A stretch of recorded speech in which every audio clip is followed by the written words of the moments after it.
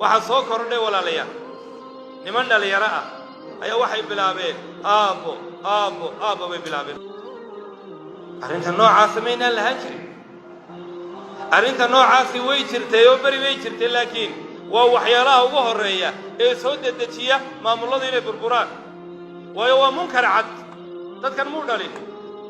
ilaahayna wuxuu udcuuhum liaabaa'ihim huwa aqsadu cinda allah aabbahood ugu yeedha saasaa cadaalad ahi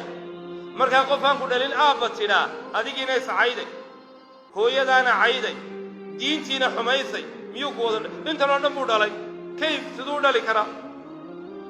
waxay soo dedejisaa burburka siyaad barra goormuu allaystay oo uu baaba'ay aabbow siyaad markii la yidhi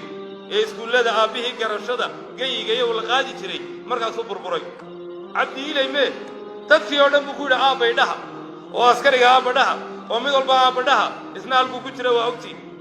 markaa odayaashan hadday jecel iyaguna halkaa maraan aabbada ha wadaan hadday doonayaan ummadda la sii joogaan ay la sii noolaadaan oo madax sii ahaadaanna war waa munkar iduguna ha oggolaanina ka idinka agleena ka diida suurtagal maaha waxa weeye madaxda oo keliya xataa maaha xataa gabadha la soo guursaday odayga u sodogaa aabba ma odhan karto way iska saashadaan aabba bay idhaahdaan laakiin adeer iyo wixii la mida ee ixtiraam tilmaamaya iyo awow iyo way odhan kartaa waayo adeer waa laysu wadayahay awowna waa laysu noqon karaa laakiin aabba qof keliya kuu noqon karaa aabba labaad ma lahaan kartid ilaa aabba ridaacada laakiin aabbaha dhaltooyadu waxa weeye midh keliya markaa dhammaanteen munkarka noocaasa waa inaan iska ilaalinaa aabbe keliyaad leedahay ama ha kuu noolaado ama ha kuu mootanaado laakiin adeer iyo in adeer iyo awow iyo waa la ogol yahay dadkii wanaagsanaana ilmaha yar ibna cammi bay odhan jireen ibna akhi bay odhan jireen inankii walaalkay dhalayo macnaa adeer buu uga jeedaa kana wuxuu odhanayaa yabna akhi markaa waxaan baraarujinayaa arrinka noocaasi waa bilow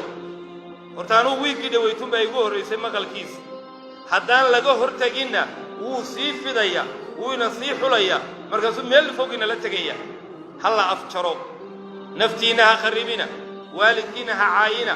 diintiinnana meel ha kaga dhicina ilaahay wuxuu diiday maa kaana muxammadun abaa axadin min rijaalikum walaakin rasuula allahi wa khaatama annabiyiin